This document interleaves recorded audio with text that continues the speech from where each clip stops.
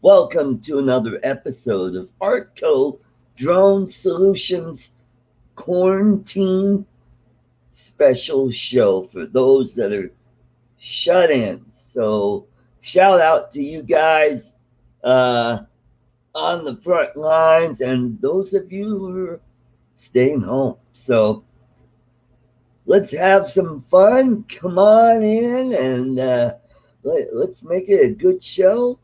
I'm going to put up a banner here. We're going to edit it.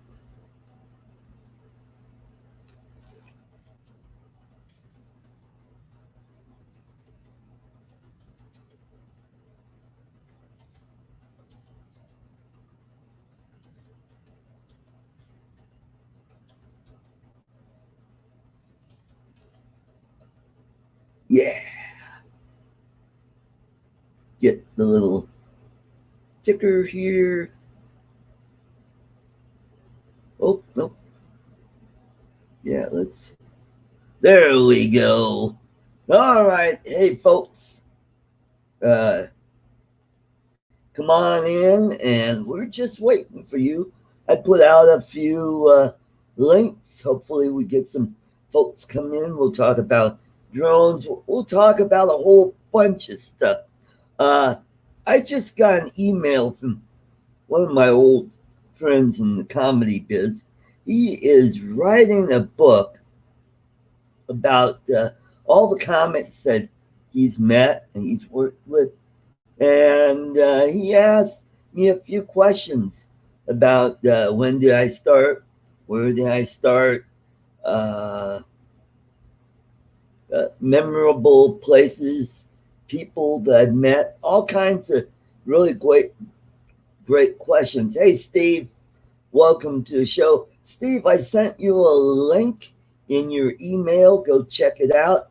So I pulled out a whole bunch of my uh, calendar books where I had all the dates of the clubs I worked with at and people who I met. And then I found this comedy invitational. And I was going through it, and some of the people that I met, like who did I meet in here? Well, let's see. There's Gary Wilson, Mary Ellen Hooper, who, by the way, ended up winning the competition. Ron Feingold, who I had a couple weeks ago when I did a live stream with all my comedian friends. Hey, Arizona dude. Uh, who else? Vince Morris, Daryl Collier. Uh, who else? Mitch Hedberg. Wow. Uh, Wild Bill Bauer. Uh, who else? Mark Moran. Jim McHugh, who was he was on Last Comet Standing. I don't know if he won. Doug Benson was in this comedy competition. Uh, Chip Chinnery. That's the guy that emailed me. Uh, you've probably seen him in a lot of TV commercials. He did a lot of TV commercials. Hey, Rodney Bell, welcome, welcome. And who else? Keith Stubbs, Scott Novotny, Janine Gardner. God, I've known Janine for many years. David Testro, he's the guy that I replaced. Uh, he couldn't do the contest. He had other commitments, and so I ended up taking his spot. Chris Titus was in this competition. Jay Bird, welcome, welcome. And Brian Judd. Oh boy, just a whole bunch of uh, big name comics that were in this competition. So I pulled out some of my date book, started looking at some of the clubs that I worked at, and I've got 89, 92, 91, and 88. I don't know where 90 went. And I found 94, but there's nothing in it. And I didn't have one for 95. So, yeah, so I was quite busy for about 5, 6 years. And then I got a day job, and I still toured a little bit for a few more years. Then after that, my comedy career kind of just, took a back seat to where I just worked clubs that were close by rather than traveling out of state. It got harder to do when I had a day job, and I couldn't travel because uh, our vacation schedule was set to where at the beginning of the year you got to pick the weeks that you wanted off, and you couldn't conflict with other coworkers. You had to uh, have at least one person uh, absent during the week. Everybody else had to be there, so it was a lot of scheduling stuff. Mitch, I sent you a link, so jump on in. Decided to do something a little different today. So in '09, I finally just decided to hang it up. I stopped going to all the open mics, and it just, it's like, why do this? I'm not making money at it. I don't travel anymore, so I just uh, now I'm just doing it on my YouTube channels. Tim Rehan, welcome to the show. Thank you, thank you. Oh, so we got a good crowd so far today, and hopefully Mark Rogers or Tater will jump in. Tony Faz, I told him about the show. Mike Armstrong, he's one of my comedian buddies. And maybe Lloyd will come in this. Oh, Sean might be watching right now. Bill Thomas, Steve Carpenter. Yeah, cool.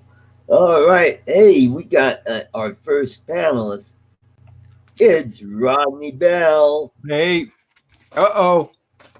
Hang on. Uh-oh. Gotta get your screen up. You don't want to see that dirty living room. That's actually our bedroom. Oh. All right, we got our third guy here, Steve. Hey, Steve. Art, how's things going? Good afternoon, Art. Good afternoon, Rodney. Good afternoon. And good afternoon, everybody in chat. Yeah. Yes, good afternoon, everybody in the chat. Yep. So we got a good group going here so far. I think maybe Mitch will jump in a few minutes. There you go. Steve, you were frozen up for a second there. Now you look better. It's an illustrious high-speed internet with 50 trillion people online at the same time. Yeah, there you go. There you go. Where's your man button now, Rodney? All right, now we could push the limit. We got hey, Mitch in. Hey. You know, I'm sitting out here on the patio again. I hate to do this on a cell phone, but then I saw you two guys up there, and I figured that somebody better get on here to keep you all straight. You know, well, you can go away because we are straight. Bye. How you guys doing? Good. Well, Good.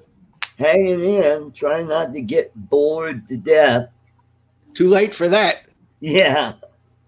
I just finished another mile, actually about a mile and 0.15 again. Wow, that's That's awesome. good for you. Yes, sir. Good news.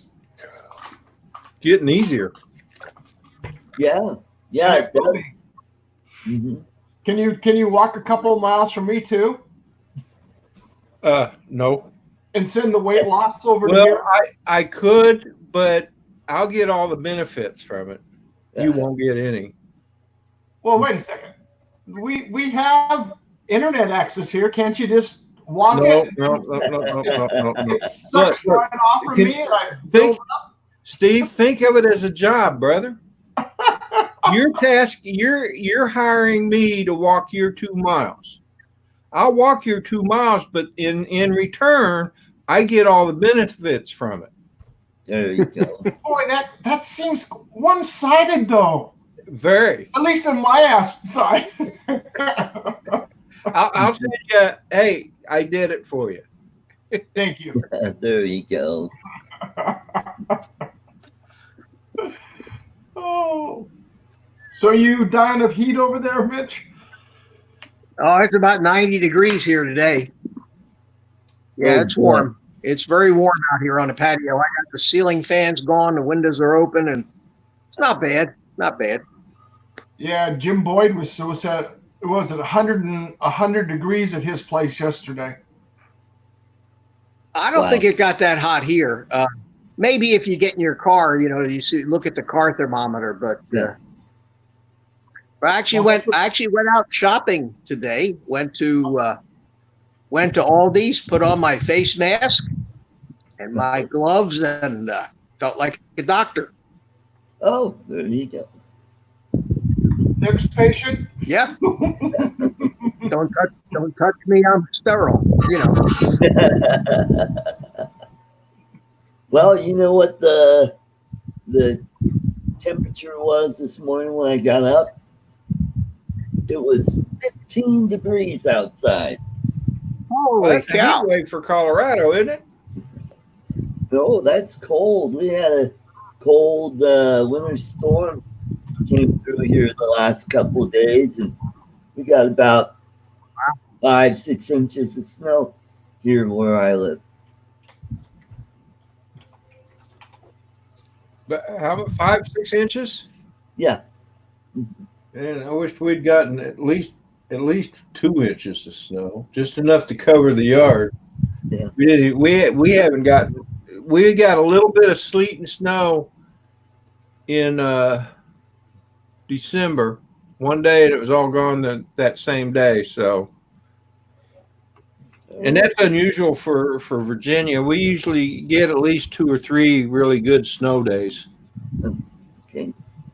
Hey, I want to say hi to Night Train. Welcome, show. And Ray Kelly is in. Great.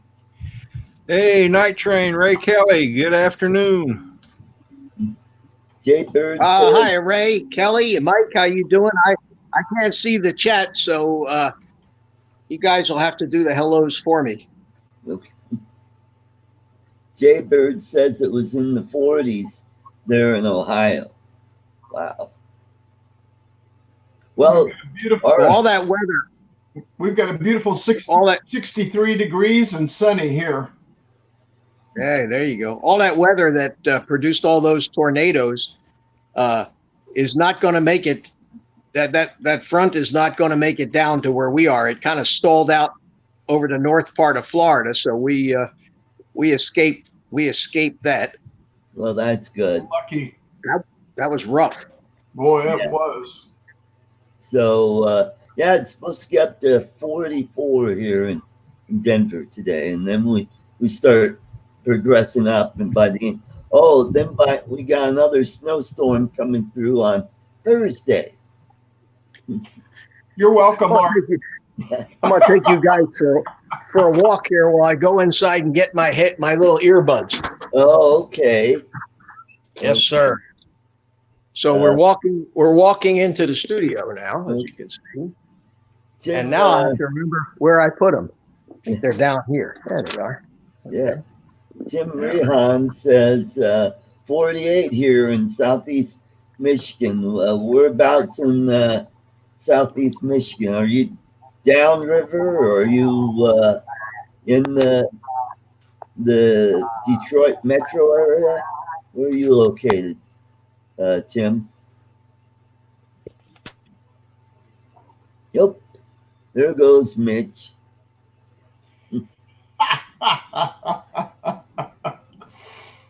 Oh, Then we have RC Funds Diversions. Welcome to the show. Yep. yeah. I was just saying, Art. You're welcome. You're welcome for all that weather. We thought we'd Yeah. send it on your way to you and Sean. Yeah. Sorry about that. Touch the screen and away you went. Yep. Yeah. There he goes, Monroe, between Detroit and Toledo. Yeah, I know where that is. Yep. Do you know what famous Civil War general is from Monroe, Michigan? Anybody? Grant, Here we go with the trivia again. Mm-hmm. Ulysses S. Grant. Nope. I'll give you a hint. He got killed. There's an echo, Art. Somebody's hot on. Probably Michigan. Is that my stupid earphone again giving that echo? Holy cow. Uh-oh, let me unplug it. Tim is correct. It's Custer. Did the echo go away? Yep. Yep. I don't know why I can't use these earbuds for some strange reason. On StreamYards, it gives an echo, yet there's no loudspeaker or anything that where it could be echoing back into the microphone. Is there a mic? The microphone. Is there a mic on the earbuds? Yeah. Yeah, right there on the wire. See it? I'm wondering if the two, maybe your mic on the phone and that are double broadcasting. I Ah. don't know. Whatever. I won't use it. It's a little harder for me to hear you all without the headphone on. And We'll talk sure the mic- louder. all right, sounds good. Well, I'm not gonna be in here all that long anyway. I just wanted to stop by and say hi. Just holding the cell phone up like this is a real pain, and I don't have a tripod handy right now. Do you have an adapter for your tripod to hold the phone on? Yeah, one of those little spring-loaded things that you Yeah. set the phone in. Yeah. Yeah. But when I'm sitting out here in this chair on the patio, I put it in a tripod, it's like that far away. That's Yeah. as close as I can actually get it, unless I got a boom of some kind. So Right. I don't really plan on doing this cell phone broadcasting all that much anyway. So You need It to is have what a it tripod with a boom in front of you, so it's just sitting this far away from you, Mitch. Just the cross arm. yeah, like this, like There you this. Yeah, I could. No, not Yeah, that close. If it had Back up. Yeah. Just If it had- social distance, Mitch. if it had a boom. The halitosis. Well, how about this, guys?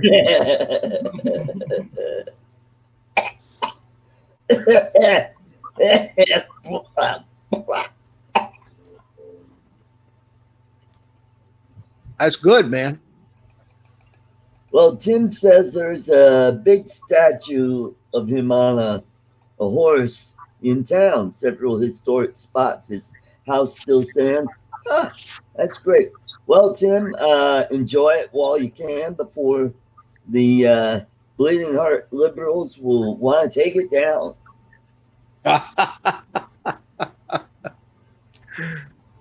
Well, Oh, man. nah, are we talking about a General Custer still? Yep. Mhm. Since he fought for the North, they probably won't want to tear it down. Well, you never know with these Bleeding Hearts.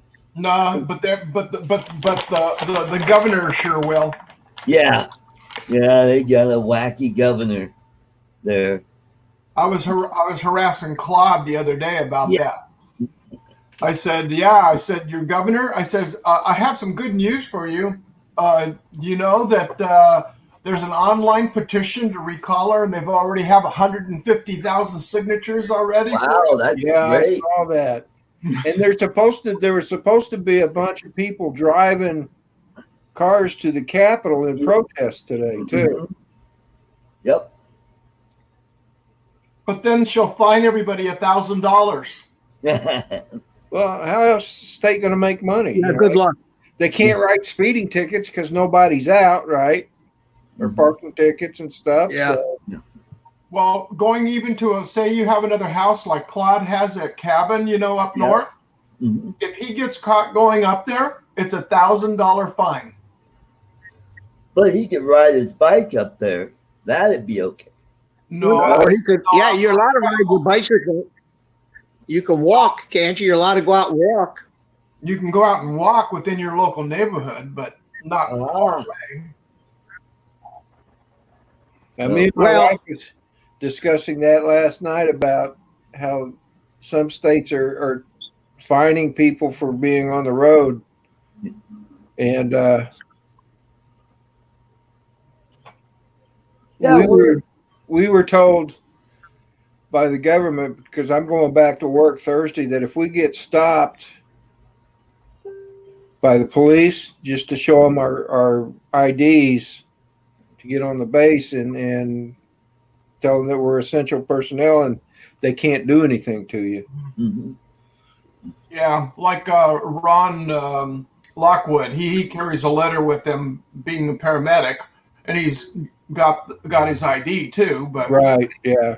they're requesting these letters that specifically state from the employer that yes, this is who you work for, and Yep. you're necessary personnel.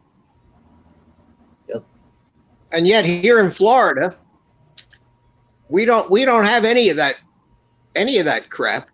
We have a stay-at-home order, Mhm. Right. but there are no penalties, and you can go out and play golf if you want, and the golf courses are open.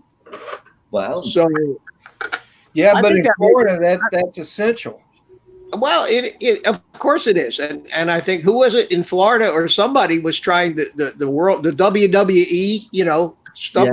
It's been deemed essential too because it's it's very very important. Uh-huh. Anyway, I think after this is all over, when all the dust settles, there's going to be 50,000 lawsuits. Yeah.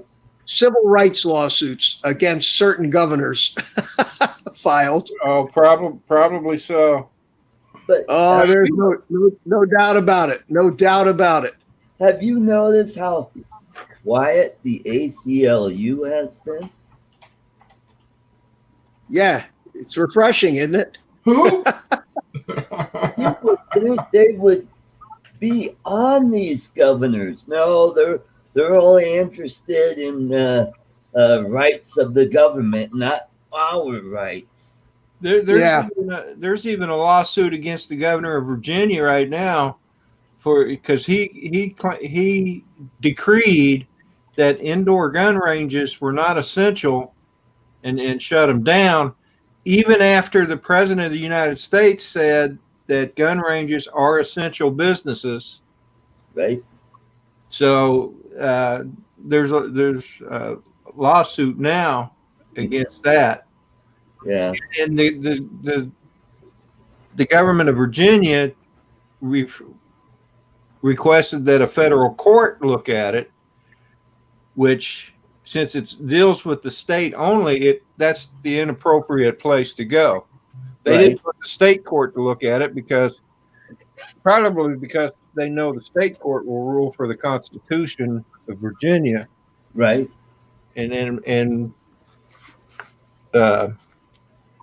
what's the word I'm looking for? Mitigate that decree. Mhm. Yep. Well, That's the right word. that would have to be, my understanding, and of course this is just my understanding, that would have to technically be when you start making outward statements like that and shutting it down, that is a form of martial law. Until you declare martial law, you can't just, well, I'm only going to do this part or I'm only going to do this part. It's got to come down as a formal decree of martial law. And if the martial law comes down, even in the real liberal state that I live in, there's going to be a lot of people going through the roof because now our governor's kind of backtracking on his statement of wanting to keep the government down, keep everybody at home until through May. That's what he suggested. Wow. And which I know there are other states they were wanting to do the same thing. But Yep. now they're reeling back, and even New York and Connecticut are reeling back. Mhm. Well, it's because there's a lot of Democrats that are going broke because they're not getting paychecks, Yeah. Yep. and I think these guys, if all the Republican governors open up all their states and everything goes back to normal, and the numbers don't increase all that much in the virus count, Yep. the Democrat governors are going to take an awful lot of heat from their own constituents who are stuck at home earning no money, going broke. Yep. Mhm. So the politics of it all will probably straighten it out in the long run. Yeah. Well, Because down here in San Diego, there were people actually parked on the street, on the curb, because the beaches were closed, like we have Right. here. There's certain beaches that are closed, and the state beaches are closed. They were sitting in their cars, and the police went through and cited all of them for breaking the not going out and not staying at home. They were Right. sitting in their cars on the street, just looking at the ocean, and they're citing them. Now, to me, I would have got the badge number, and I would go into every single one of those cases and come up and put a counter citizens arrest on the police officer for breaking the 6-foot order. Coming up to my car, sitting there not doing anything, but yet you came up to me and made me sign a citation. Yeah. Mhm. Well, somebody mentioned to me, maybe it was this morning on Canadian Drone Hub. I was on the panel there, and somebody mentioned the fact that there's one state that's issuing tickets to homeless people. Mhm. Wow. Yeah. Try to get that fine paid. Yeah, I'm like, what are they going to do? How do they expect the homeless people to pay $1,000? I think it was somewhere. I think it might have been in New Jersey. I don't remember now, but Mhm. Why is this crap only going on in states with Democrat governors? You notice that? Yeah. well, Mhm. they don't believe in the Constitution of the United States. Yeah. I hope some people in this country who are like blue dog Democrats actually are taking notice at some of this stuff, and maybe the big picture is beginning to fill their mind a little bit Mhm. past the news on CNN. I really hope so. I really hope so. Well, I want to say hello to John Spizzo and Jody Drone Shots. Welcome. Jody, hi Jody.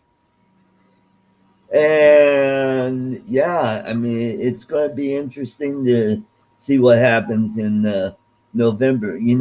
Oh, and now Nancy Pelosi doesn't want to open up Congress. She wants to keep it closed. Yeah, Well, of course she wants to keep it closed because then they can sit back at some Democrat congressman's house and pass laws, and the Republicans wouldn't have a say in it. Well, they'd have to because there's got to be a quorum. There's no quorum.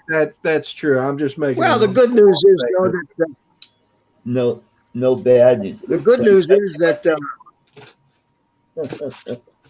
Obama came out and endorsed Biden, and Bernie endorsed Biden. So that's the good news. But you notice how sneaky Bernie is? He's keeping his delegates. Yeah. He's keeping all Well, his listen, delegates. If Democrats weren't doing things sneaky, they'd be Republicans. Yeah. Hello, Ron. Hey, Ron and Floyd Moats, welcome. Hey, Ron. Mm-hmm. Hello, Floyd. I guess Ron is there. I Yeah. can't see it. Yep, he's here. Ron is here. So who's doing some flying these days? Well, it's Floyd too cold. Muntz is in the house too. Hello, Floyd. Oh, Walsh So Farm. who's flying these days? Anybody well, flying? Well, I tried flying the little whoop today in my apartment. I Yeah? still can't get the goggles working. I went and searched all the channels, and every time I go to fly, I get nothing but snow. Wow. So I don't know what's going on with that. I wonder if it's a drone. That doesn't make any sense. Yeah, I know it doesn't to me either, because I'll find a channel, I'll get a picture, and as soon as I take off, the picture just goes snow. Don't know why. The only thing I could think of is maybe there's something wrong with the camera on the drone, to where there might be a short or a loose connection, to where it's fine when it's still. Well, when you just before you fly it works okay, right? Even when you took it to the other side of your apartment, it worked Yep. okay. Yep, And when you start up the motors, the picture just goes away, huh? that's right. Huh? That doesn't make any sense. Yeah. Did you Yeah. get your package? Did you get your package yesterday? It wasn't there yesterday. It's probably here today. After this show, I'm gonna go out and check. Oh, okay. All right. Yeah. Hope you get. I did that get another package from Rick Halbert. I got another carrying case, fishing rod carrying case. 2 of them. Yeah. The fishing rod. Yeah, I saw that yesterday. Yeah. So now I've got 3 holders. One came with the rod, and boy, I can't wait to try out that rod. I'll have to get a reel for it. Definitely going to bring that to Florida. So sometime this week, I will reschedule my trip from May and move it to June. You may still be optimistic even in June. Oh, God. No, you don't. You don't know with this what they're going to do. That's true. But as long as you can keep rescheduling it and you're not losing any money, so that's not a problem. Yeah. Mm-hmm. Yeah. You may have to drive down here because there may not be any airlines by the time they get this thing going again. Yeah. Have you seen how cheap the flights are? I imagine that they're going to be real cheap. Yeah. And the price of gas is starting to go up. Well, that's not really a bad thing. That's probably a good thing. What makes you think it ever went down? We got down to about $1.70 here. That's about the lowest we got here. Actually, we dropped from before this started. We were sitting around $3.49, $3.59 for regular a gallon, and now we're down to $2.49. So we came down $1. Well, the lowest I've seen in Colorado was $1.45. We're not driving anyway, so 2 cents a gallon. Oh my! There were some places where it went below $1 for some reason. And I don't know why. I think my brother is either my brother or one of my cousins showed that gas was down to 99 cents in Tulsa, Oklahoma for a regular. Wow. For the 87 octane. Yeah. Yeah, Tim's saying 99. Jaybird's saying 92. Floyd is saying $1.34 in Kentucky. Yep. John's saying $1.59 here in North Carolina. Well, and for here, where I'm talking in California, Southern California, and that's at a Costco gas station, which is a cheap round you'll find. Yeah. It's at $2.49. Mm-hmm. California is the highest gas in the country, except for maybe Hawaii and Alaska. You know, when I retired from the Navy in 92, I left California. I filled up just before I got into Arizona, and I wished I'd waited. I got into Arizona, and the price of gas dropped 30 cents. Yeah. That was back how many decades ago? Yeah, I'm waiting for the additional amount because we had this gas. They're not calling it a tax. They're calling it a fee. With a fee. Yeah. So we ended up with 7 cents at the beginning of 2018. Then they put another 14 cents. It will be up a total of 50 cents this year. Yeah. On top of what we had already of federal and of state tax already onto it. Now that I think about it, a friend of mine posted on Facebook, and let me want to say hi to Johnson I. Bass. Welcome to the show. I haven't seen him in a long time to one of my shows. I see him a lot at Canadian Drone Hub. But welcome, Johnson.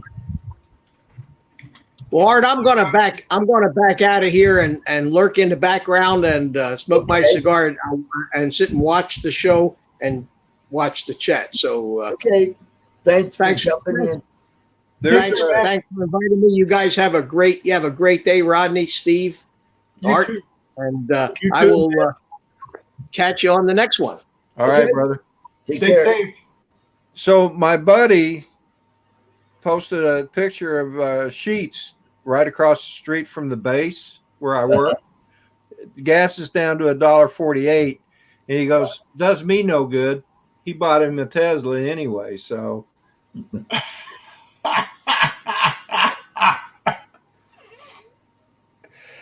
Rick Halber is in the house. Yeah. Yes, Mr. Halber. Your ears must have been burning. Yeah. I want to, Rick, I want to thank you for the tube, the carrying case.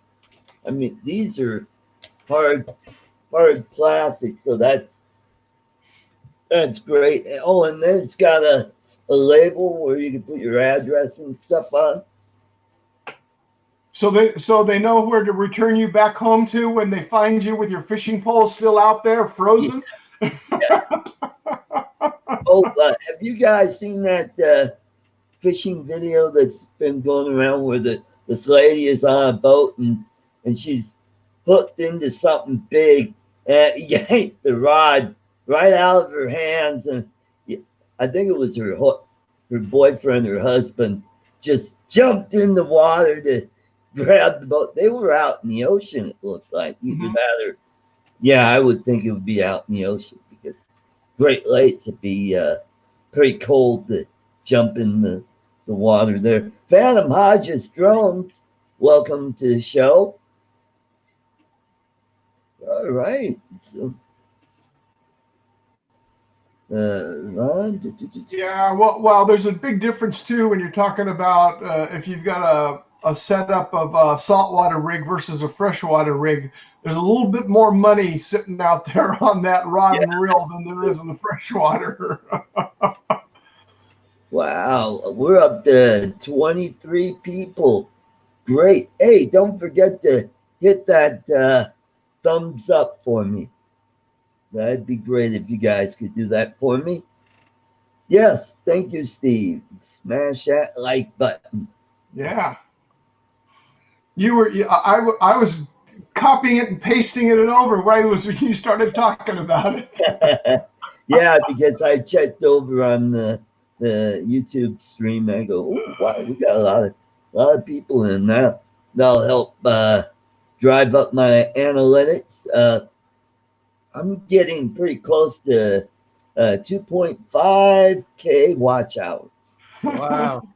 So, I'm getting close to 1K. 1K watch hours or 1K subscribers? 1K subscribers. Ah, great. I'm at 929. Oh, okay. I'm getting close to nowhere. Hey, if you want to pick up some subs, go over to Tree Trimmer 82. He does a nightly live stream where he does shout outs for channels and people. I go over to Pusa to kind of mingle with the people on chat. Yeah, I got a confession to make. That before I came over to your channel, that's where I was at. And I don't usually, to be honest, I don't usually do that kind of thing. But I thought, what the heck? I'm this close. Yeah, It can't hurt, right?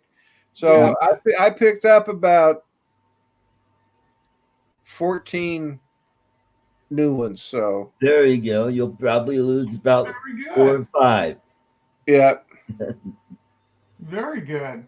Mhm. No, I was on last night, and myself and Ron Lockwood were featured on a Frank show, Automotive. I don't know if you're familiar with him or not. He put on a special show last night. It was watching a movie, and they were watching an old outer space movie from 1960. And he was like laughing and commentating, like on the side while the movie was playing. Oh yeah, kind of like Mr. Oh my Science Lord. Theater. Between him and the people in chat, I'll tell you, what a fun night. I actually fired up my computer. Art. Yeah, And if Steve could put a link to that in the chat, yeah. Go ahead and do that. That'd be great. 'cause Yeah, I'd kind of like to see that. yeah.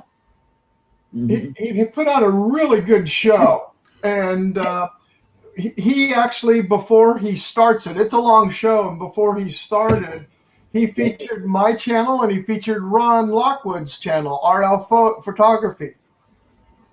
He's a really nice guy. Right. Super nice guy. I've been in chat with him and been online in a panel with him on Claude's channel before. Right. I'll bring up the actual show here. Okay. And let's see, make sure it's got it muted before I hit it. Hmm. Yeah, here it is. Copy.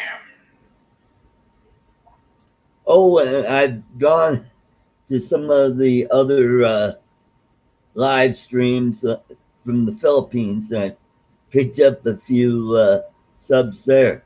There are some pretty good drone pilots out of the Philippines. Go check out Sparkfly Jet. He's out of Quezon City, which is just north of, it's north and east of Manila. And it's right on the ocean there.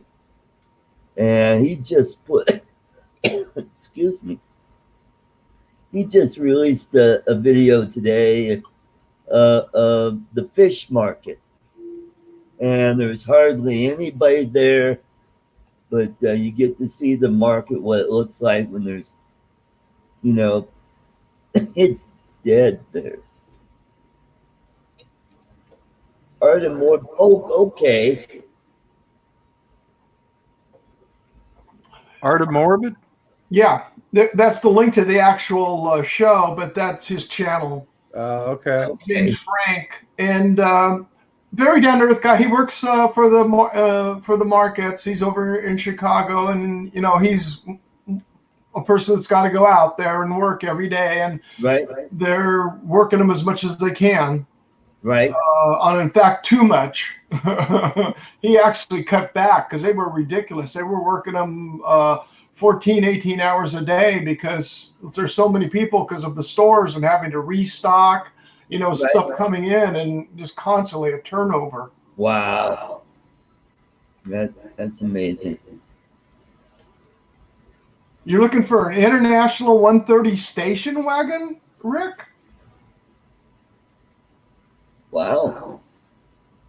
I don't think they make internationals anymore, do they? No, you'd have to find one. Yeah.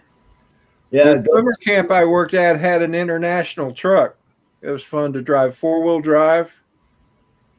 Had a lot of fun with it. Go check salvage yards. You might be able to get enough parts and build yourself one. You 'Cause I probably want, find a body somewhere, but yeah. Well, somebody's got to have an engine for. oh no. He's looking for. I'm sorry. He's looking for a saltwater reel. That's what he's looking for. Oh, okay. I thought, okay. I thought he meant international harvester. Yeah, fishing reel, Yeah. Steve. Okay.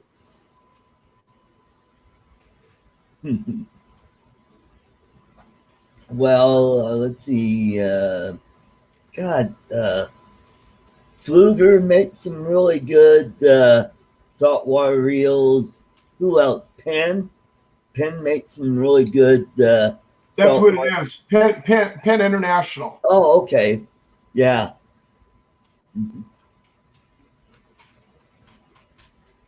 Yeah, they're the bait casting reels. They're expensive. I know. Yeah. Mm-hmm. There's a bunch on eBay. On eBay. The cheapest one I see so far is $700 for the ST, but not for the W. Where's that at? Let's see if we find one with the W. Tuna marlin reel. Oh, okay. Yeah, Do you want to? How about a motorized one? not for marlin. Yeah, the 130s are a big reel.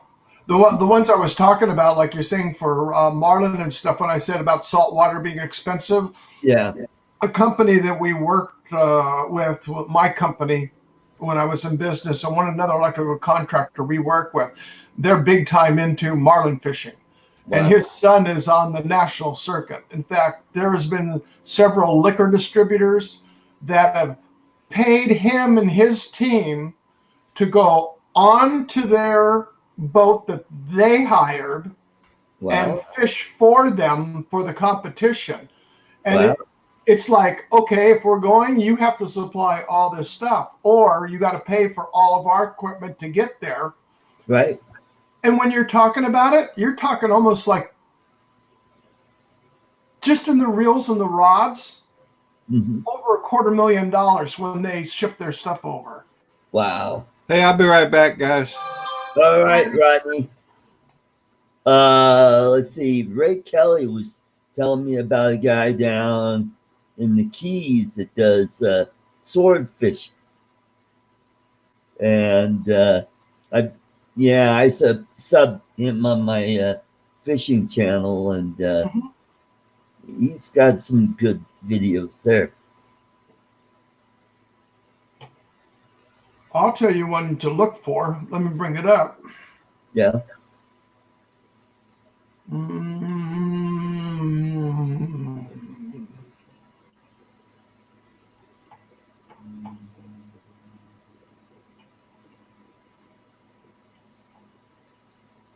Besides Johnson Ibass on their channel. Mm-hmm. Oh yeah, Captain Nate Stanzik. Yeah. Where is it? My Stella is for trout and lake and river. Oops. There we go. Uh-huh.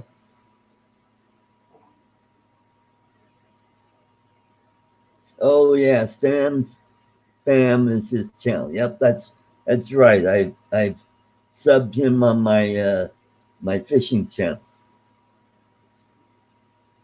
Another really good channel is Extreme Philly Fishing. This guy is a character. He's an Asian kid.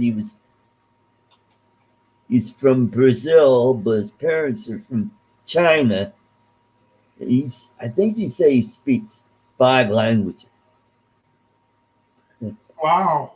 Chinese, Portuguese, English, and I think a couple other languages. I think they're probably Chinese dialects that he speaks. But yeah, he does a lot of ocean saltwater fishing and freshwater fishing. He's out of Philadelphia, so he fishes a lot in Pennsylvania, New Jersey, Delaware, in that area. And then he likes to hop down. Yeah, Leo Shang. He goes down to Florida quite a bit. And he'll do saltwater fishing where he'll fish inlets and out on piers, or he'll do canal fishing and ponds and lakes in Florida. There he is. And he's really knowledgeable about the fish they catch. He'll give you the scientific name of the fish. Oh, wow. Cool. Yeah. I just want to say goodbye to Ron. Ron's saying goodbye to you, Art. Oh, take it easy, Ron. Yeah, but Ron, have a great day, brother. I think he's heading home. Oh, okay. Well, I bet he's happy about that. Oh, Latin. Okay. Leo knows. Well, if you know Portuguese, Spanish, and Italian, you probably pick up Latin pretty easy, or French.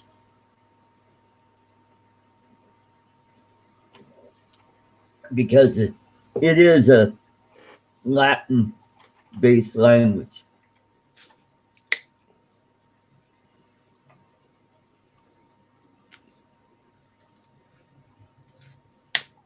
I just went into the kitchen to get some water, and somebody cooked something that smells really good. Oh. Nice. Yeah, I have no idea what it is, but it smelled Italian. Ah. Good.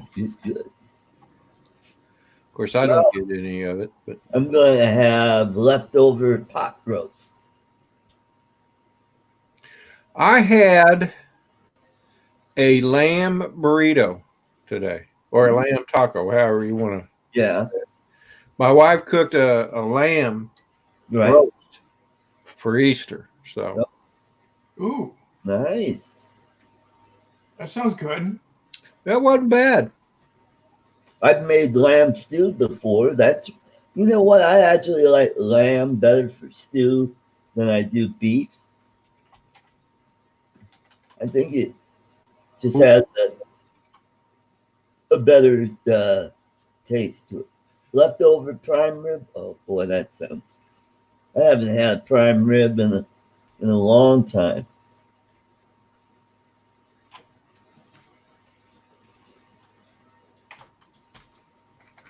My wife is working really hard to keep me eating the right stuff.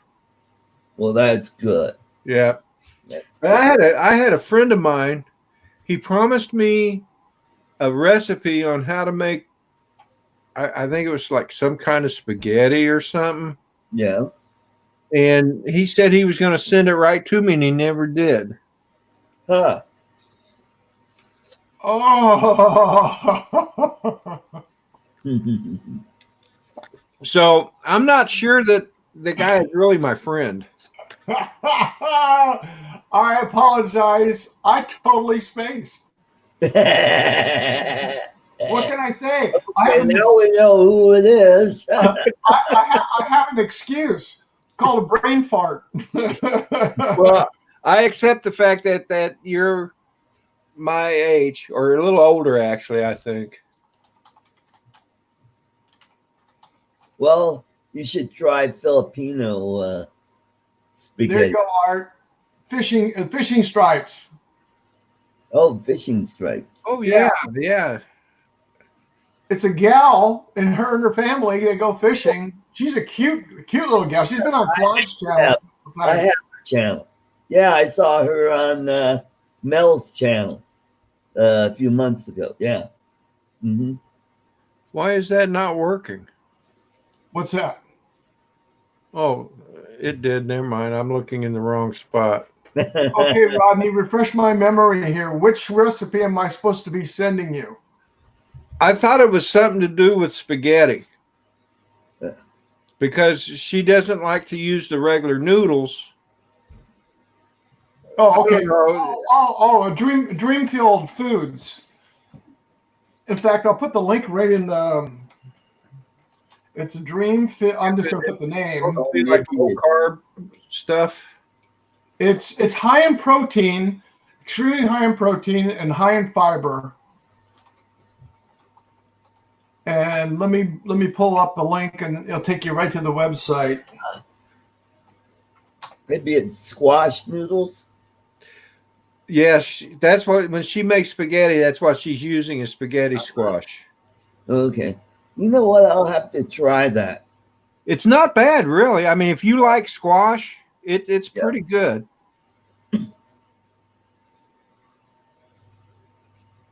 Well, you know what's really good too is keeping it really low in carbs and everything. Is I bought what they call a spiralizer, and you take zucchini and you wash it and you cut the ends off, and then you just put it in the spiralizer, and as you crank it, Oh yeah. it makes like spaghetti noodles. Okay. And you just use the fresh zucchini for it. And Huh. I use it for stir fry and stuff like that. They're great. Oh, hello, Ray Mark Ballesteros from the Philippines. Okay. I met him on one of the Philippine channels, live streams. Okay. Yeah. Very cool. Hello, Raymart. Oh, So, Yeah, the Dreamfield Foods. They've got all kinds of recipes in there. I posted the link there, so you can just pull that down. I've got it. Okay. They carry it in normal stores. You can buy it on Amazon and stuff like that. And they make it. And if you look at their labels and stuff, you'll see that it's high in protein and high in fiber. Right. So it reduces your net carbohydrates down. Uh-huh. I'm listening. Not And they- ignoring you. And they make every type of pasta there is out there. They make lasagna, they make rotini, linguine, spaghetti, albo macaroni, you name it, they make it. Cool. Ray Mark, where are you from in the Philippines? I need a list of stuff I would need to buy to set up 2 monitors with my Dell laptop. A monitor and an HDMI cable. Yep. Yep. And a wall plug to plug your monitor in. That is if your Dell laptop has an HDMI port out, which it should. You just plug it in, run your cable over there, plug it into the monitor, plug your monitor in, and then on your keyboard, you'll see at the top up there in the number keys, you'll see a little designation from a single or showing 2 monitors, and you can switch it over to where you can have them as 2 separate monitors or 1 extended. Right. Because I've got my 2 monitors here on my laptop, on my desktop, and I have it as extended, so I can just move anything over I want and work on multiple things. Yep, that's how I have mine. Because I can hook 1, 2, 3, 4, 5, 6 monitor. Actually, I could put 6 on here. I don't know where I'd put them, but Yeah. with the video card I got, Why would you need 6? it'll have. Can I do 3? It depends on your video card that you have. How many HDMI outputs do you have, Rick?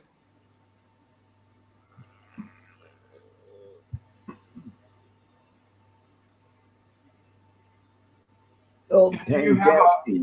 Actually, the video cards we're getting at work now for when we order our computers, Uh-huh. they're coming with one data port and 4 HDMI ports, or not 4 but 3.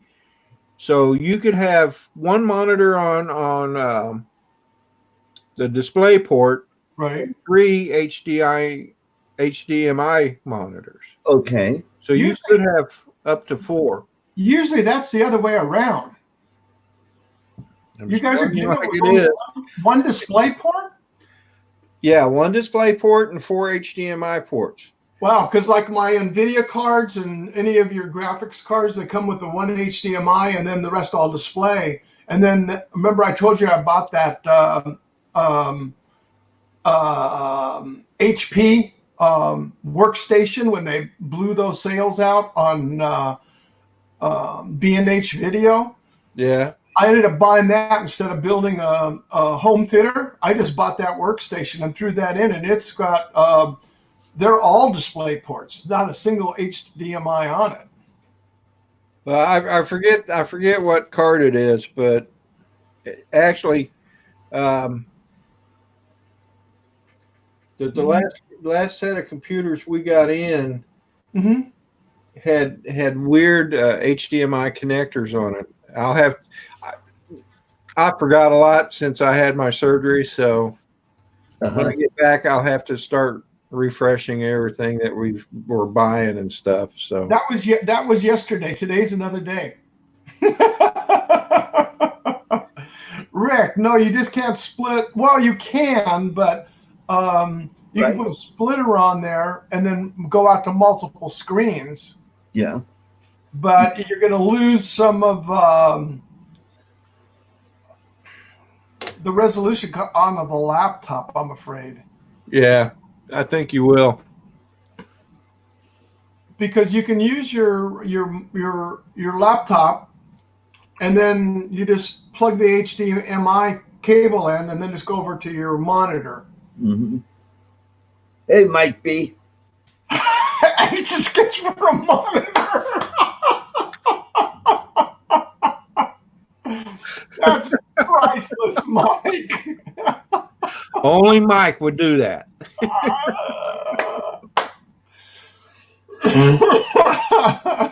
Excuse me. All right, Ray Mark. If you have to go, have a good evening.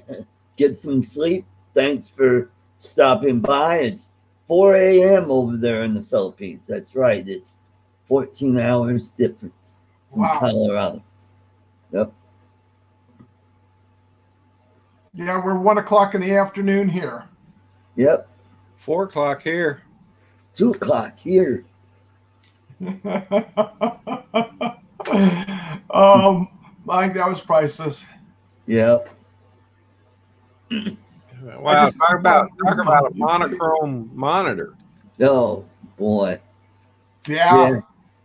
I remember the days of VGA monitors, and then they had paper white VGA, and yeah, CTR. Was it EVGA? Yeah. Yeah. I remember because on my the company when I worked for Simplex, they had nothing but Dell computers that they issued to everybody, and that's when I purchased an additional. Now, mind you, I'm talking in 2001 period. Right. And they allowed us to purchase a ViewSonic, which, those were great monitors. A 19-inch, a full monitor. So here you got this small laptop, and here's this massive monitor sitting on your desk, taking up, 4 times the footprint. Well, I remember the biggest VGA monitor I had was 17 inches. Wow. That's huge. Yeah. That's a 50-pound monitor. Oh, yeah. Boy, I had a hell of a time lugging it up the stairs and getting it into my bedroom. I had to do it one step at a time, and then and I slide it over into my office, and then I just brute force lift it up on. I had one of those swivel chairs, one of those old office swivel chairs with padded seat and back. Got it up there, and I go, "Ugh," brute force got it up on my, and it almost took up the whole desk because it was, I mean, it was this deep and it was this wide. I mean, it was, Oh yeah, it was huge. the depth on them, those things were Yeah. huge. I mean, they were almost like rectangular in comparison to the width. Well, and the keyboard. Luckily, I had one of those. I had a thing to set the monitor on. I think I made it out of wood, and then my keyboard could slide out from underneath because there was no room to have a keyboard. 3X Drones is saying that's the size of my small car, Art. Yeah. Yeah. You're not too far off. Yeah. Phantom, you're going to get in trouble. Then when they got over the flat panel screens, I think my first one was maybe a 17-inch and then a 21-inch, and now I've got a 26-inch Westinghouse. Yeah. And I think I'm going to move up and get a 27, maybe a 32-inch one with the HDMI. Then I could just run it from my computer into it. I've got a HDMI on my video card, and I could just run it right in, and maybe my it'll be faster. I don't know. Yeah, I've got two 27-inch curved monitors sitting Right. side by side. Uh-huh. So sure makes it a lot easier to do editing with and stuff. Oh, yeah. Yeah.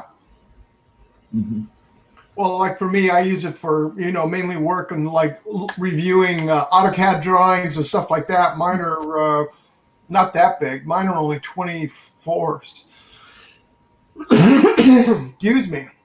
But the price of monitors have come down. But the good thing about these is these Acers have auto syncing. So they sync the hertz rate automatically off the graphic card. Whatever the graphic card is producing, it'll automatically adjust to the monitor. Oh, great. Remart says is curved monitors better than flat? I don't know. I think it's more personal taste, maybe. Yeah. I hear a phone ringing. Yeah, my work phone. Oh, It's all a matter of preference, really. Some people don't like them, and other people love them. Yeah. yeah. Mhm. I mean, have you seen the one that Ken Heron uses? That 30-some inch, whatever. Yeah, I think it was a 37-inch curved. Yeah, Oh man, that thing is massive. yeah. Oh, and then he's got another monitor or two off to the side. Yeah, I think he's got one that's tilted, and I think he uses that for chat. So he could, Puts it in portrait mode. Yeah. yeah. Well, Jim Boyd did that too. He just went down and bought an HDMI television like Mitch did, and that's what he's running for his monitor. Uh-huh. Yeah. Well, that's what people are gonna. I've got a 55-inch TV that I could connect my laptop to, Right. and Mm-hmm. Well, that's what I was doing last night when Frank went on. I was just watching it on my phone and making comments, and I'm going, wait a second. I was sitting there eating dinner, and I'm going, hey, do you mind if I turn something on? And so I turned on the TV, and then I switched over to the input port, brought it up on the on YouTube on the 60-inch, and then went full screen on it. It was like, oh my gosh. Because Frank was in, like I said, in the run. Well, he was like in the upper corner over here, and then the rest of the movie was running over here. Ah, cool. It was a kick in the butt, I'll tell you. Mm-hmm. Yeah, you can get some good deals out there on monitors. 24-inch, that's what I've got now. Like I said, Rick, 22 of them. Yeah. but this is on my desktop. Yeah. And then I have an extra monitor up in my closet over here for my laptop that if I ever needed to, I can just pull it on to put it over, because I use that jumping back and forth between a server that I have over there, and I use that monitor dual purpose. Right. Yep. The important thing is the good specs. Yep. Spot on, Rainmart. Yep. Don't get a low spec Monitor. well, TV, because a lot of people are buying the TVs. You know, get a halfway decent one. Mm-hmm. I remember the first LCD TV that came out. I think it was either a Sony or a Samsung. I think I'm leaning towards Sony. It was 101 inches, and it cost $10,999 at Best Buy and 99 cents. Right. Well, you remember Panasonic came out with the first 120-inch screen, the TV. I don't remember that, but $150,000 for oh my goodness, 120-inch TV. Rainmar, wow. I'm in Southern California, and Rodney's over in Virginia. Mm-hmm. He's 180 degrees across the United States. Yeah. Yeah, the 8K LG is 30 grand.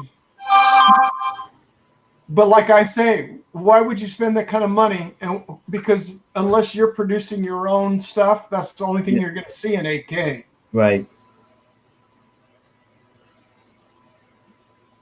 Not worth it. Yep. Well, probably my next purchase for the studio is I'm going to get a mixer. I'll probably get the kind that Lloyd has, the Tascam. A mixer for what? Audio mixer? Yeah. Yeah. Then I could finally use my XLT or XM something. XLR mics? XLR, yeah. I have a mic because I used to have a mixing board, but I just kept having issues with it. I said, screw it, and everything is all USB. Nice thing about the mixer he's got, I could plug my tablet in, and I could finally get all the effects and do all the effects and do all that stuff. And it'd be good for audio editing for videos too as well. It's got video mixing through the mixer? Audio. Just audio only, yeah. Yeah. Yeah, I could edit the audio and the video.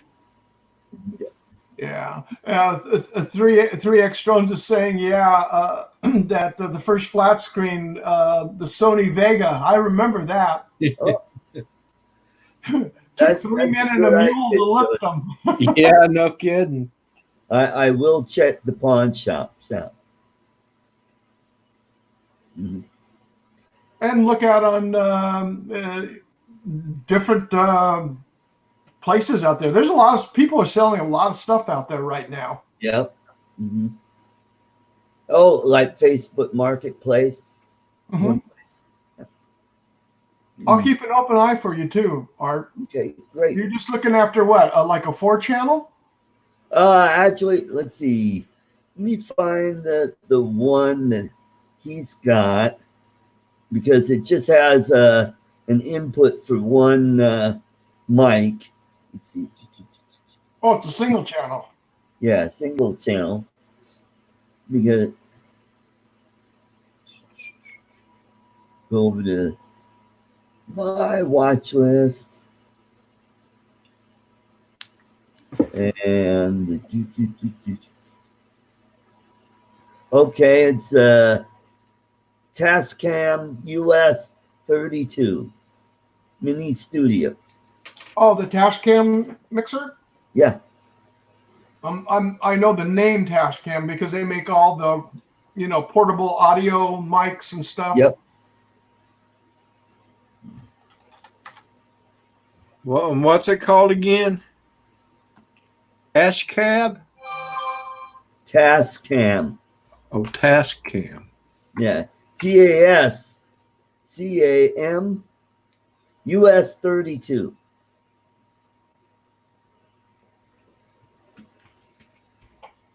That would be Uncle Sam dash 32. Mini Studio Personal. Let me click on it. Personal online broadcast, gamecast, podcast, USB interface. And that's the one that Lloyd uses. Mm-hmm. Hey, Rick, I just popped up on Costco because that's actually where I bought these monitors and everything from. They got an LG Ultra Gear 27-inch class FHD IPS G-Sync compatible gaming monitor for $249. That's 27-inch. Uh-huh. And they've got the Acer Nitro, the 22-inch. That's a lot smaller, not good ratings. Then they have an LG 27-inch class IPS. It's a 1080 for $169.99. Oh, that's for 27. Then they have the Acer Nitro for 25-inch, so-so ratings for $149. right. And then you go way up beyond that for different prices. Uh-huh. But the Ultra Gear 27-inch is a good monitor for $250 in essence at Costco. Well, over here, let's see. On my, dang it.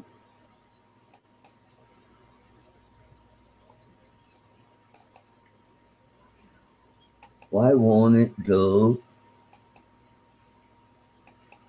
And the difference in physical size between the 24 and 27 is almost nothing. Because remember, you're measuring diagonally. My sister was real worried about it when she got her new.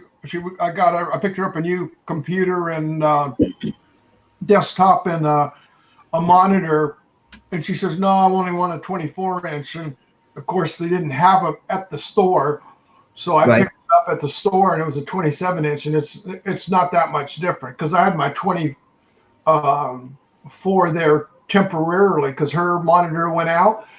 And once I put that 27 up there, I'm going, maybe I'll go buy another one. I'll give her my 24s.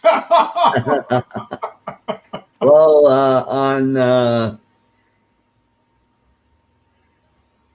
on Amazon, there's an Acer G27 6HL K-Bits 27-inch full HD 1920 by 1080 for $222. Mm-hmm. Yep.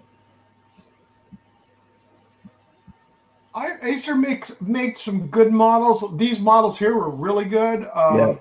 The ones that I was just pulling up there for Costco, for some reason, the reviews on them are not that good on the Acers. Huh. I mean, they got 2-star, 3-star, but the LG for $249 it looks like it's all 5-star. And that's for 234 people giving it reviews. Right. Well, the one that I just quoted you is 4.5 stars. That's good. Yep. How many reviews on it? Let me check.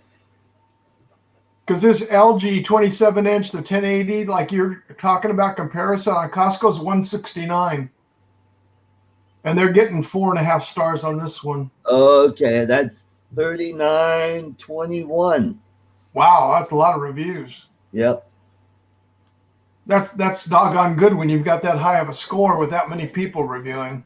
Yep. Well, hey guys, I'm going to drop out. All right. Well, thank you, Rodney, for for jumping in. Well, thank you for inviting me. Always a pleasure. Okay. And Good to see you, Rodney. Steve, you have a good one, brother. Art, I will. you Okay. too. Everybody in the chat, y'all have a great rest of your afternoon and a good evening. Okay. Bye now. You too. Bye-bye. Hello, Well, let's Rod. say hello to Rod Piker Drones UK. Yeah. Still on lockdown. Well, welcome to the club, Rodney. Yeah. Well, I'm hovering We're all the same around here. 18 watching. Well, cool. Yeah. Yeah. Considering Let's you're get an hour and 20 some minutes into the broadcast. Yep.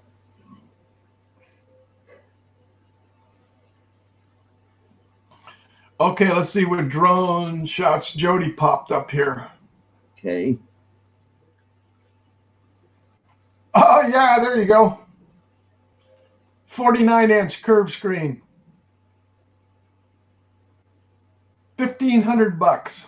Such a deal. Yeah. Well, if I took out my my PC over here, I just might have enough room depending on how tall it is. I'd probably have to just sit it flat and slide it in here. I think if I got a 32-inch, I'd probably have enough room for the PC and the monitor will probably slide right in. I don't know if I'd need something that big. I think a 27-inch. This is a 26-inch, so it'd be just a bit bigger. Yeah, no kidding. Yeah. Well, to get anywhere, that Costco's got a Levino Legion 44-inch curved screen. It's 3840 by 1200. Right? With FreeSync, which means that has the automatic syncing off your graphics card to the monitor for $1,000 Wow. to get up in that kind of a category. Right? Yeah, Rick, the rod feels great. Yeah, yep. I can't wait to take her out, test it. Why is a gun in the demand here? Because of all the restrictions on this shutdown. States like Arts in my state, Yeah. Colorado, and in California, Mhm. they put a restriction on everything, even a restriction on ammunition, buying ammunition. That came long before this at the first of the year. Yep. Mm-hmm. People are getting ready for, and I'm not going to be a conspiracy or anything. This is just from what I've heard. They say no country has ever survived without going through a revolution every 150 years. Yeah. It's been way over 150 years for ours, and this is probably will be the closest we'll ever get to one. Yep. Mm-hmm. Yep. Because they're shutting down. The governors have shut down, or mayors have shut down. In fact, people are, even alcohol sales, like I forget who was talking in here, that they're coming across the border from one state to another. Mm-hmm. The shut down saying, no, we're not selling you alcohol if you're from out of state. Wow. Because alcohol sales are through the roof. Yeah. Hey, I look at it as if it can kill the germs on the outside, Yeah. think of how good it'll do in the inside. Yep, that's right. When I ordered that bottle of Knob Creek, I took advantage of curbside pickup. That's cool. Ordered online, drove out there, and it's just like what they do at the grocery store. They have special spots where cars park there, and it'll have the phone number, and you call in, and all you have to do is bring your papers, to show them, hey, yeah, I bought that. I'm not just some Joe Schmo saying, yeah, I'm here to pick up some Coors Light. The Life of JT. Welcome to the show. Yeah. Three X Drones was saying, yeah, coming from Pennsylvania to Ohio. Mhm. That's what it was. Yeah. I know my one brother-in-law lives in Illinois. And Yeah. depending on where you're at and the county that they're in, Yeah. buying alcohol, they'll go to this other county from where they live. Ah, yeah. And then you don't pay the surtax of the county, which is almost like a 6% savings. So Wow. when they go do any major shopping, they go across to the other county, which is only like a 10-minute drive for them. Wow. And it's a huge savings. It blew me away. Yep. Now there are some states that have dry counties. Hmm. Like when my grandparents had a house in western North Carolina, their county was a dry county, and my grandfather had to drive over to the next county to get his beer. Yeah, they lived in a little town called Franklin, North Carolina, and the next biggest city was Asheville. Okay. Yeah, so Franklin was southwest of Asheville, and it's right in Take a look what 3X Drones is talking about. There you go. Steubenville. Yep. You recognize that? Yeah, I recognize. Is that in Ohio or Illinois? I think that's Ohio. Yeah. Yeah. And he goes, I lived in Medina County. Okay. That Floyd is. Oh.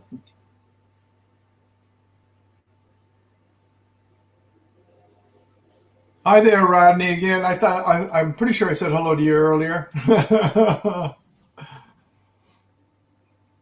I hope you're safe and well over there on that side of the ocean.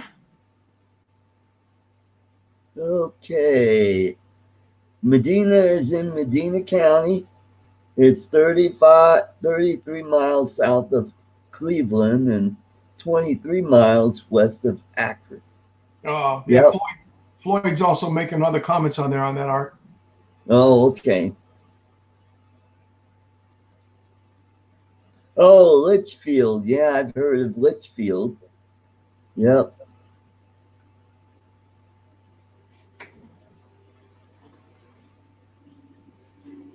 No problem, Rod.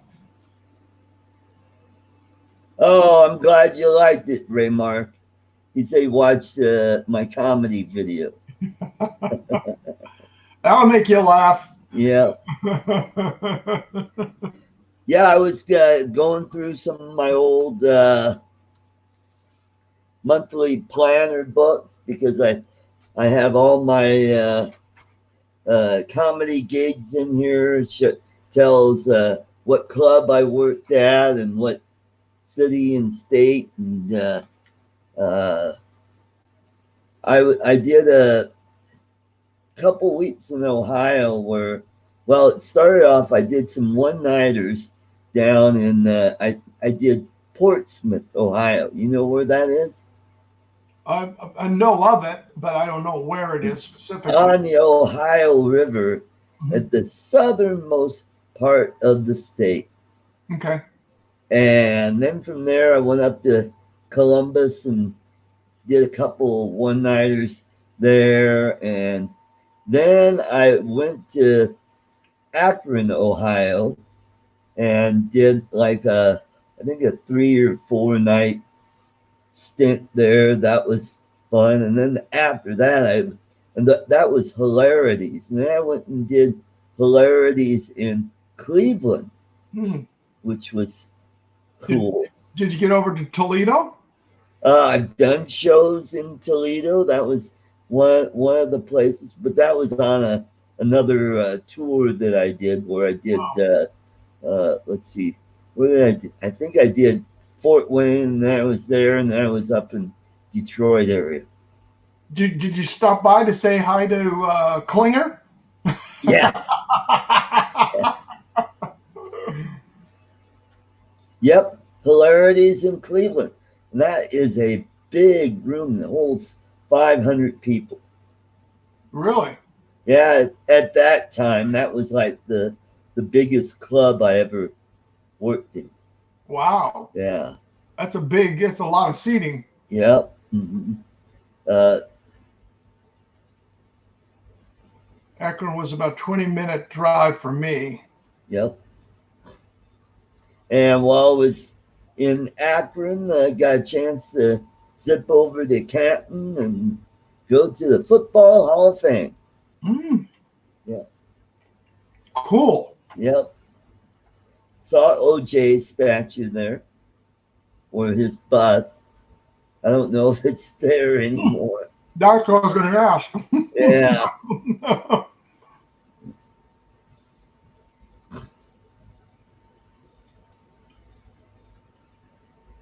Yeah, that was a fun tour. I worked all over Michigan and going through these books. I go, oh, I forgot I worked there. Wow, yeah.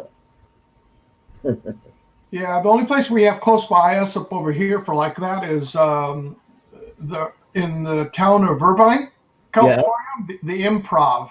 Oh, okay. Over in, they moved it from where it used to be, and then they moved it into what we call the Irvine Spectrum. It's right where the 5 and the 405 joined together.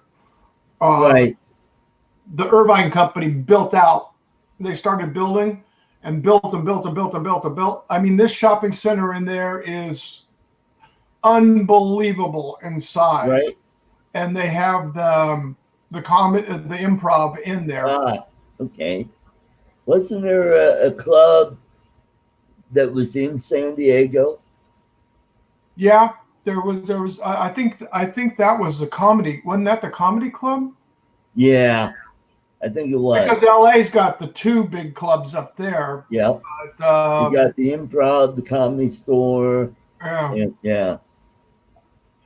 And I think it was. Yep. And I was trying to get into the club in San Diego. The guy was friends of the club owner in Albuquerque, and then I testified against him in a trial in Oklahoma City, and oops, there goes that club I'll never work at. You know what? I just pulled up the Improv here for Irvine, and everything has been event canceled. Yeah. But yet, here for April 24th and April 25th, Adam Carolla is still showing times in his ticket sales. Oh boy. Mm-hmm. And who else? Craig Shoemaker. He's still, but he's April. Oh, I know Craig.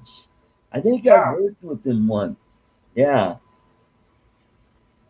But the one who got canceled is Daniel Weingarten. Yeah. Yeah, he was supposed to be the 14th today, and that was obviously canceled. Yeah.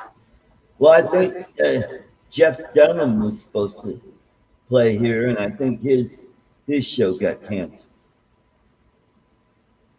Now he's doing a lot of live streams on his YouTube channel. Mm-hmm. Wow, and Craig Shoemaker's on for several times over here. Mm-hmm.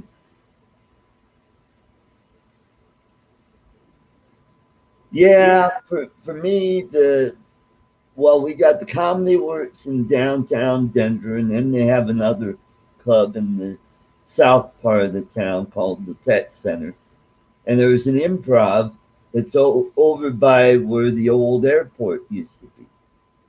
And I can't afford to go to those clubs anymore because tickets are like $20. Oh, yeah. And the drinks, and before you know it, you've spent over 50, 60, 75 bucks. Yeah, two drink minimum here. Yeah. Mhm.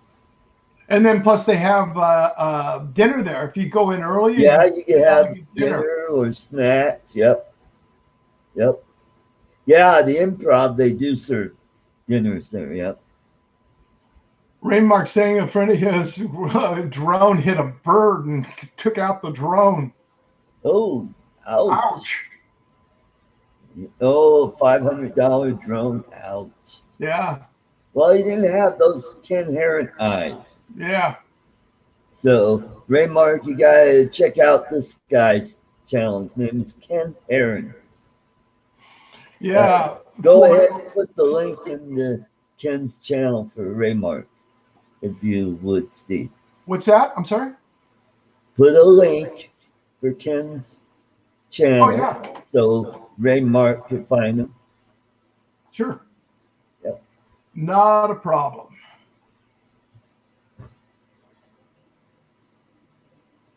Give Ken a little bit of help there. Ken should be giving you the help. Yeah. Well, you know what? After he came on my show last Thursday, that was cool. I mean, I think I had one of the biggest showings of people. I think I had like over 25 people came to my channel. There you go, Rainmark. Yep. Ken Heron's channel. I live out in the sticks now. If I want to go to Best Buy, it's 150 miles round trip. Wow, that's one way to stop your impulsive buying, Floyd. Yeah, there you go.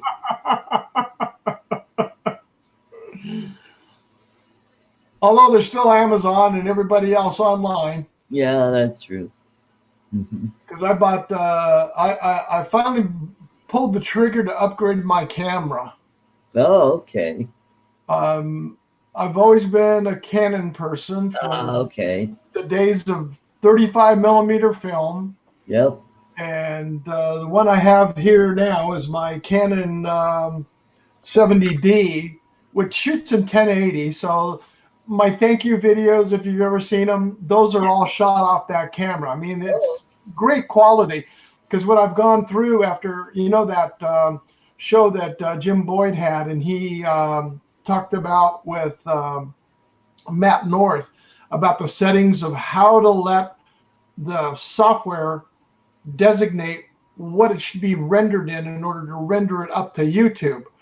And I sat there going, I don't understand. I can't get it to render. It won't change. Until we brought it up and looked at it. The specs were so high on the quality of the output at 1080, it wouldn't do anything. It was like, take it out, go ahead and push it up. Don't do anything to it. Mm-hmm. Yep. Yep. Yeah, open the extra browser window. Yep. I've done that. When was it? The last time I did it? Because I've been busy here at work with everybody been online. I haven't because I needed the bandwidth for my work. Yeah. But the other weekend before this mess started, I played it on. I was playing over here, and I'm doing my work over here. Cool. Well, thank you everybody for helping me out. And maybe before I go to bed, I've got another PC out in the living room, and I've got a Linux on it. Maybe I'll run all the live streams on that while I'm sleeping. Yeah, I need to sleep, but I decided to support him. Oh, that's very nice of you, Rainmark. Yeah, that's awesome. Well, good evening, Mr. Hope. Hey, Chris Hope. Except it's afternoon, sir, even where you're at. Yeah. Mm-hmm. Yeah. Wherever Chris is, there's always hope. Yep. Yeah, so I bought the new Canon 90D, which Oh. is the DSL version, and then they came out with their M6 Mark II, which is a mirrorless version. Last year, they actually came out. Right. They came up with some additions because everybody was complaining, saying, "Well, it's only 30 frames video, you know, in 4K," and everybody was complaining, "What about 24?" Well, they upgraded the firmware now, and it will shoot in 24 frames a second. But one of the things that was a real twister for me that a friend of mine told me about, he says, "Go to this link and check it out." Right. It shoots time lapse. So in other words, you go in. I mean, my 70D will shoot time lapse, and the reason I was stuck with Canon, I want to don't have to buy any lenses. I use my same lenses. Yeah. So you shoot. Okay, you say I want to shoot at every 5 seconds, and I want to shoot 1,000 frames, and it tells you how long it's going to be, and you shoot it. Well, you got 1,000 individual photos now. You got to bring into your editor, combine them together in order to do it.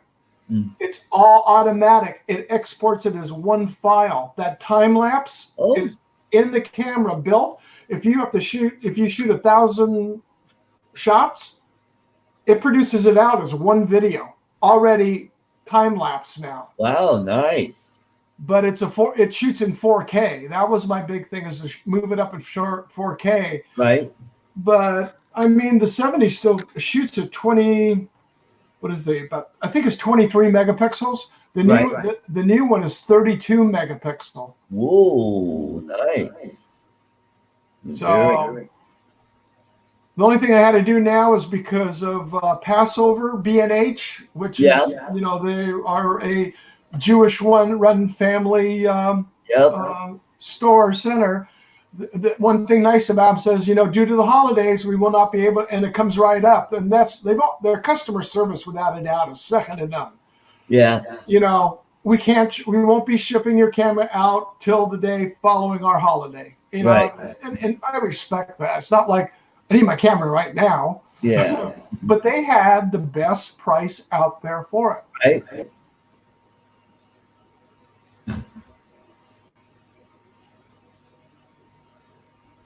Yeah, there you go. That's a good point, Mike.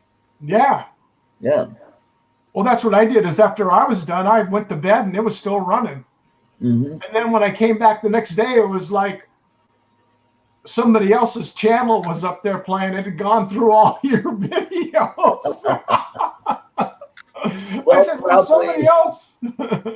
Probably after this or later today, I'll probably edit the playlist and put more videos into the live stream playlist. Yeah. See.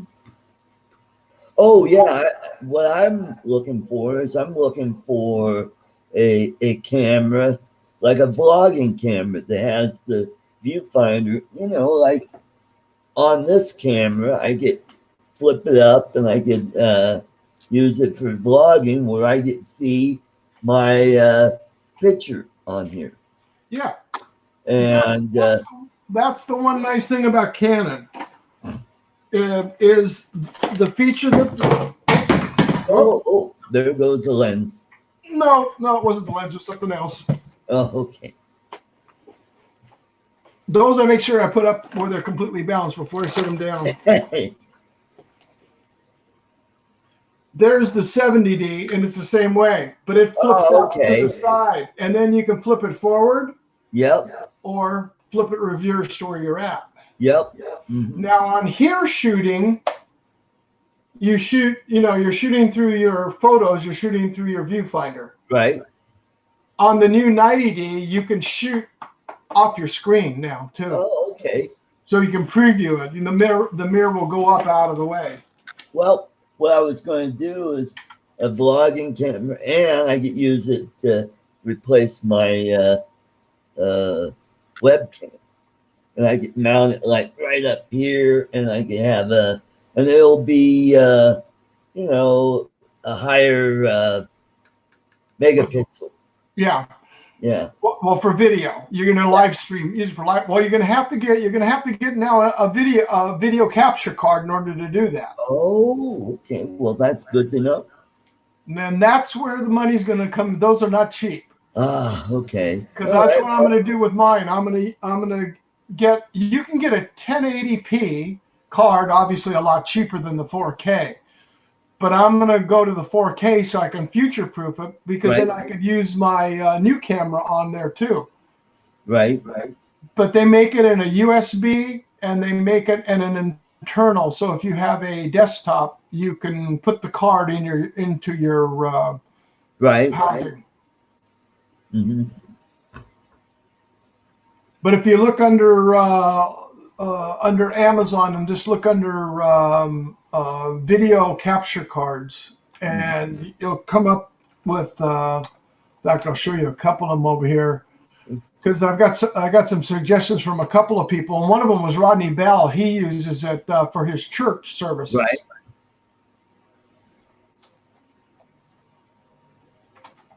Oh, well, I want to say hi to 2.5 Acres. Hello, welcome to my channel. And the Four-Eyed Canine. Okay, well, oh, we got some new people in. That's nice. Great. I think these are people that I've met over at some of the other live streams the last few days or nights. Yes. Ray Mark, I think I met him probably at Minds Blog, or what was that? Jay somebody. I can't remember. Elgato is what? The Elgato. Now you're talking. That's really good quality. Elgato is really good quality. Oh, the Four-Eyed Canine is from Longmont. Oh, okay. He's up the road from me. Oh, okay. Up north, about it's about a half hour, 45-minute drive up there.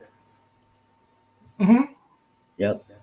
Well, now it's probably a lot quicker now that you have the stay at home. The freeways are wide open. Yep. Yep.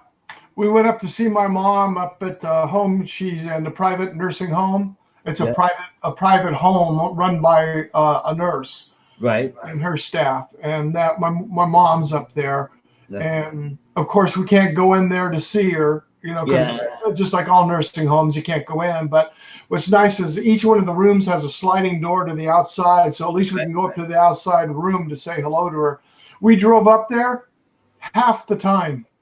Yeah. Well, I want to say hi to Michael Blade. Welcome to the show. Haven't seen him for a while. Thank you for stopping by.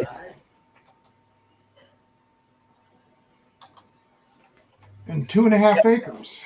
Yeah. Yeah, Elgato is one, but there's another one. I've got it saved. I'll send you a link, and it's like for if you're just going to stay at 1080. It was like $169 versus like $300. Okay. All right. And that was just something that I was thinking about doing. I'll probably do that way down the road. I think I'll get the mixer, and probably I'm going to upgrade vMix to the 4K, and that'll allow me to have 4 callers in. 4? Yeah. Wow. Mm-hmm. Mel's got the super duper snazzy one that you can have 8 callers. But he's never had. He's only had on 3 people, or maybe 4. Yeah. Mm-hmm. And I think for my political show, that would be perfect. And that way I could have Lloyd, and then I could have 2, maybe 3 guests on the show. Yeah. Yeah, and that's and one way of looking at it too. It's a one-time outsourcing for it. and then you're not paying a monthly fee. Right. Mhm. And then there's OBS. There's all kinds of other ones. I've got StreamYards, which Yeah. you know, you have here. So Yeah. That's, um, mhm. there's a few places out there, Four-Eyed, to get them that still have them. Yeah, they are. Everybody's been buying them up for streaming. All the content creators.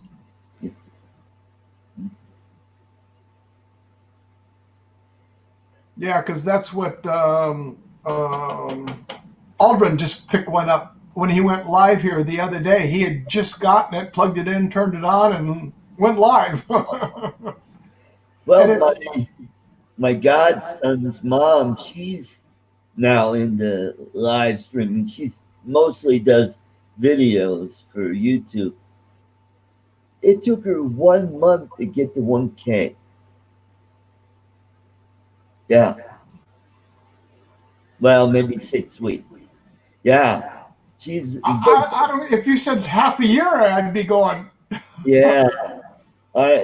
But she's out of the Philippines, and you know, there's a lot of Oh, people who are into YouTube, and she does like 2 or 3 minute videos of herself and her kids, and she does like fashion stuff, you know, where she shows off merchandise and stuff like that. So now she gets her watch hours up, she'll be monetized in no time.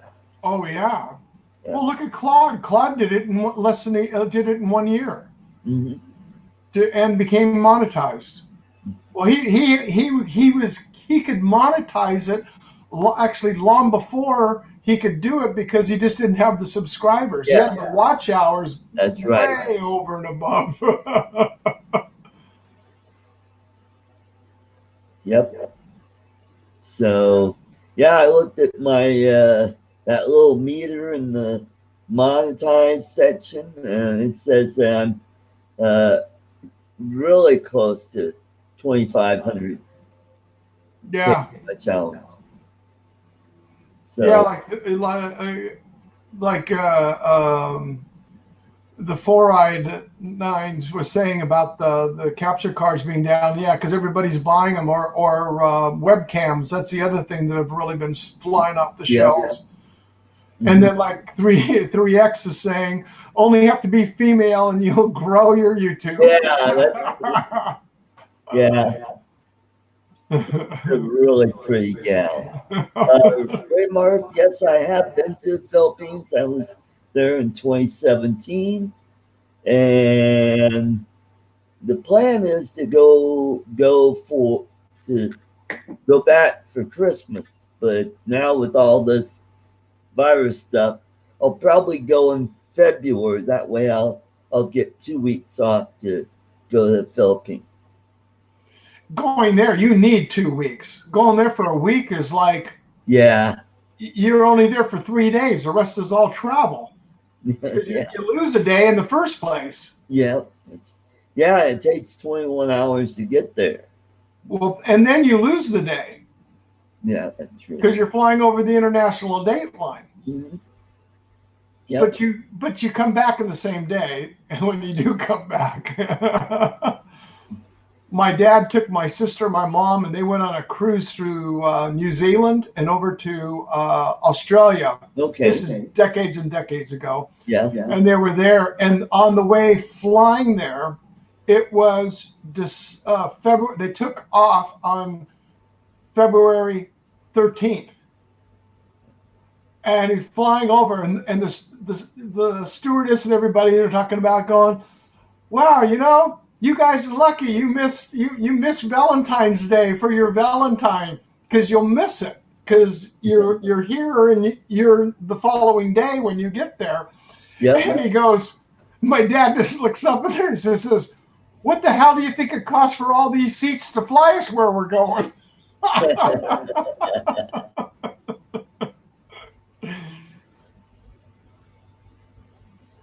Rainmark's asking where specifically in the Philippines. Oh, I went when I went there. I went to well, first I was in Manila for a day and a half. We did a tour of Intramuros and the old part of Manila and the new part of Manila. We went out to Makati. Uh, oh, that was a great tour. Got to see the homes of celebrities and sultans and princesses and yeah. We went by Manny Pacquiao's house and Amy Marcos' house. She's married to the Prince of Brunei.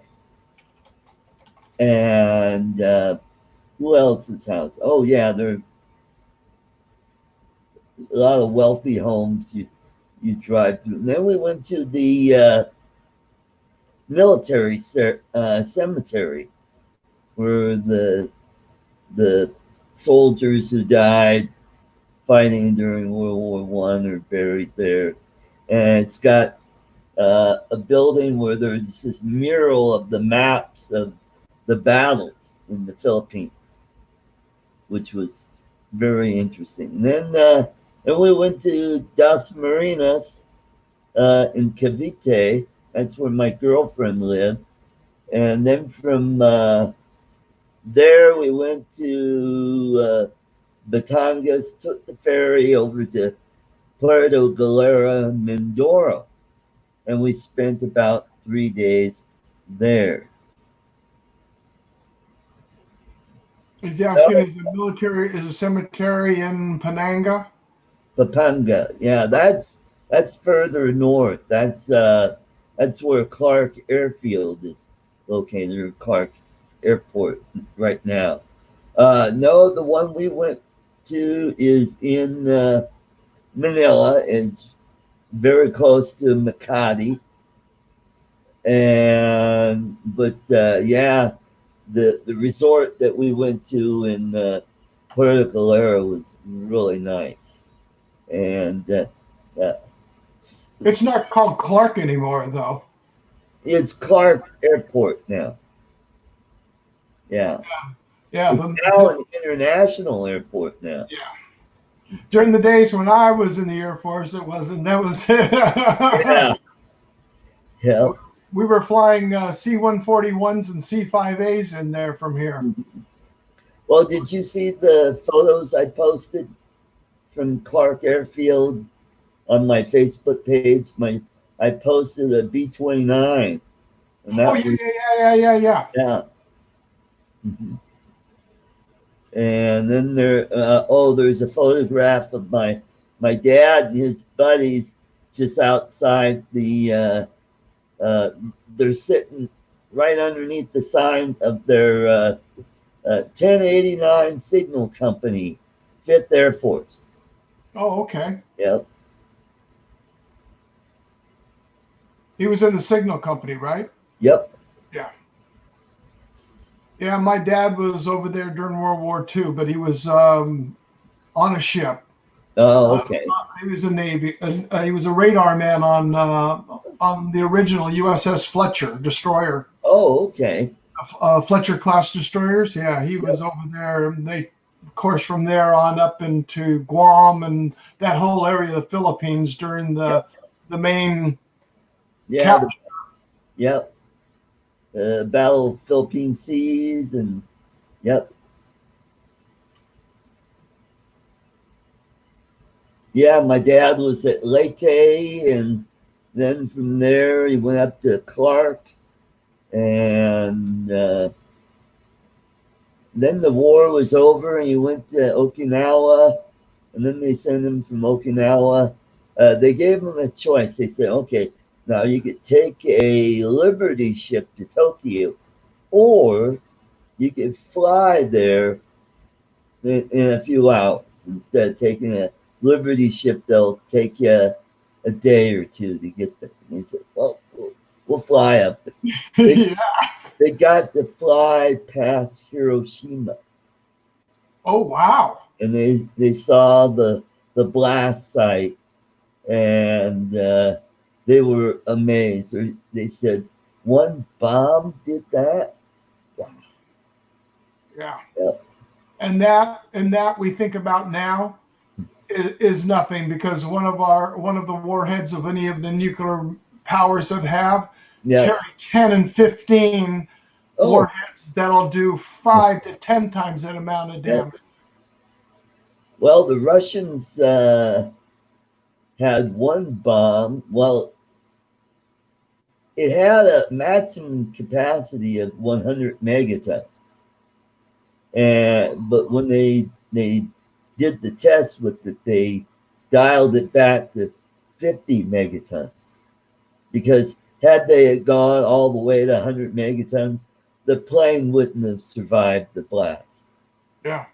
Yeah. Mm-hmm. That's ridiculous. Yep. And it actually had a parachute on to slow it down, so it give the bomber enough time to Get away. get away. Yeah.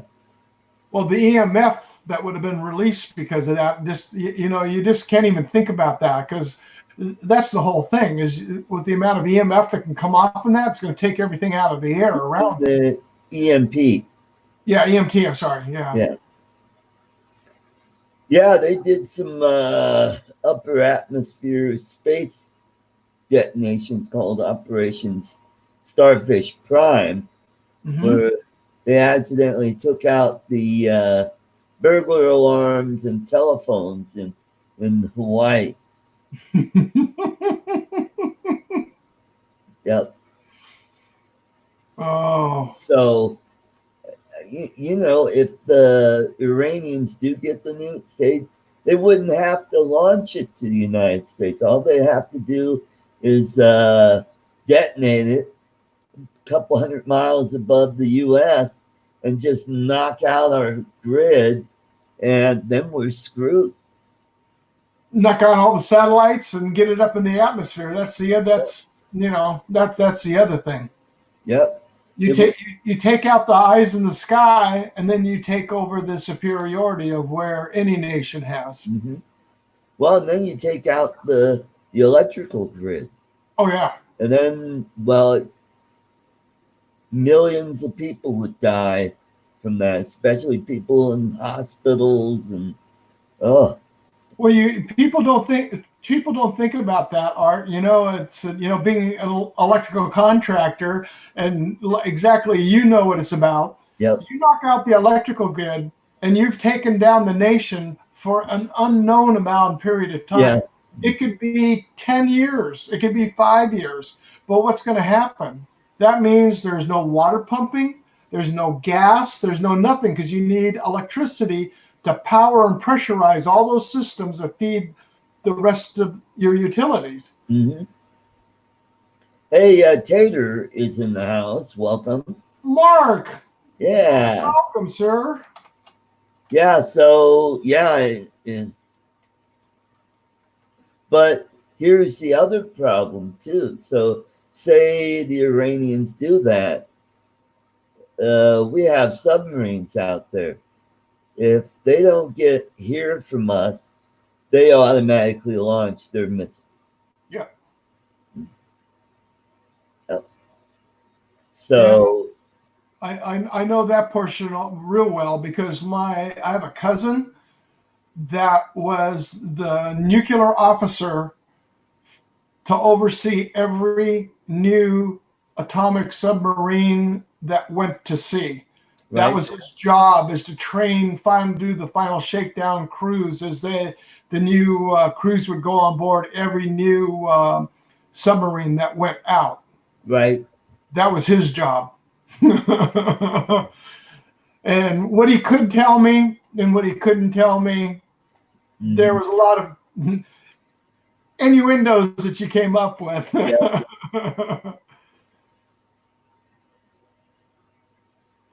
Yeah. You're working away. I had a neighbor. He was on the Enterprise during Vietnam. Uh-huh. And he was in charge. He was nuclear demolitions. Hmm. So he was the guy that would dial in the nukes if if they were prepared to launch.